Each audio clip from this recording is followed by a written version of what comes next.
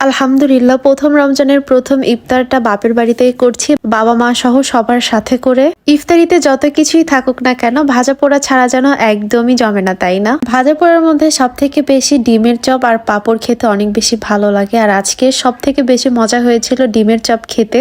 সেই সাথে আজকে সবাইকে নিজে হাতে ইফতারের সবকিছু বানিয়ে খাওয়ালাম। আসসালামু আলাইকুম সবাইকে, কেমন আছেন সবাই? সবাইকে রমজান মোবারক। প্রথম রোজায় একদম সব ইফতারের আইটেমগুলো আজকে আমি নিজে হাতে বানাবো। দুপুরের পর থেকে আমি সবকিছু জোগাড় করা শুরু করে দিয়েছি। তারপর ইফতারের আগে আস্তে আস্তে করে সবকিছু ভেজে নেব। প্রতিবারের মতো এইবারও ডিমের চপ, আলুর চপ, দেন আরো বিভিন্ন ধরনের চপ বানাবো। কিন্তু এবার প্রথম দিনে এত কিছু বানাইনি, কারণ প্রথম দিনে যদি ভাজা পোড়া এত বেশি খেয়ে ফেলি শরীর অনেক বেশি খারাপ হয়ে যাবে। ডিমের চপ, আলুর চপ, বড়া এগুলোই বানাবো, সাথে বেগুনি তো থাকবেই। আর এই জিনিসগুলো আমি অনেক বেশি ভালোই পারি, কারণ ছোটবেলা থেকে আম্মুকে দেখেছি আর বিগত ৩-৪ বছর ধরে আমিই বানাই, যার কারণে এই জিনিসগুলো বানাতে আমার একদমই কোনো খারাপ লাগে না, আরো ভালো লাগে। আমার কাছে মনে হয় রমজান মাস রহমত বরকতের মাস। এই মাসটা রোজা থেকে এই কাজগুলো করতেও অনেক বেশি ভালো লাগে। আলুর চপ, ডিমের চপ এইগুলো আসলে এক একজন এক এক ভাবে বানায়। কেউ কেউ শুধু বেসনের মধ্যে ডুবিয়ে ভেজে ফেলে, আর কেউ কেউ আলু দিয়ে খায়। আসলে আমি ছোটবেলা থেকে আমার আম্মু এভাবে বানাতো, যার কারণে আমিও এভাবেই শিখেছি। আর আমার কাছে মনে হয় আলু দিয়ে বেশি ভালো লাগে, শুধু বেসনের মধ্যে দিয়ে ভাজলে অত বেশি একটা মজা পাওয়া যায় না। আপনারা অবশ্যই কমেন্টে জানাবেন আপনারা এই ডিমের চপকে কিভাবে আসলে ভাজেন আর কোনটা বেশি মজা লাগে। আমার কাছে তো আলু দিয়ে বেশি মজা লাগে। এদিকে আমি সবকিছু বানিয়ে রেডি করে ফেলেছি। এখন ইফতারের মাত্র আধা ঘন্টার মতো বাকি আছে। এখন সবকিছু আমি ভাজতে চলে আসছি।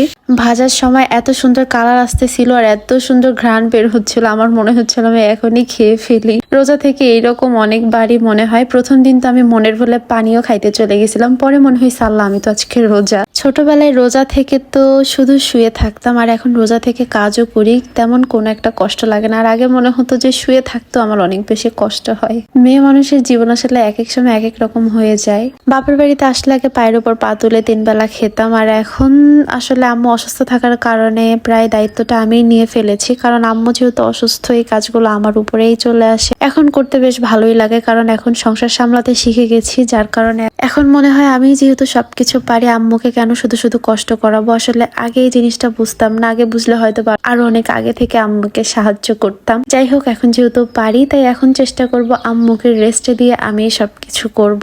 এদিকে কথা বলতে বলতে এক এক করে আমি সবগুলো জিনিস ভেজে ফেলছি। আর দেখেন কালারগুলো কিন্তু মাশাআল্লাহ অনেক বেশি সুন্দর হয়েছে। এখন সবকিছু সাজিয়ে সবাই মিলে ইফতার করব। পরিবারের সবাই মিলে ইফতার করতেও অনেক বেশি ভালো লাগে। যখন আমি দূরে থাকি এই জিনিসগুলো অনেক বেশি মিস করি। হয়তোবা কিছুদিন পরে আবার আমি চলে যাব, তখন আবার সবাইকে মিস করব। তো সবাই অবশ্যই চেষ্টা করবেন পরিবারকে সাথে নিয়ে একসাথে ইফতার করা। আল্লাহ যেন সবার এই তৌফিকটা দেয়। একটা সময় আসবে, সময় অনেক বেশি থাকবে, কিন্তু এই মানুষগুলো থাকবে না। যতক্ষণ যে বেঁচে আছে আসলে সবার সাথে করে সময় কাটানোই দরকার, যদি সম্ভব হয়। আলহামদুলিল্লাহ, সবার সাথে করে প্রথম রমজানটা খুবই ভালো গিয়েছে।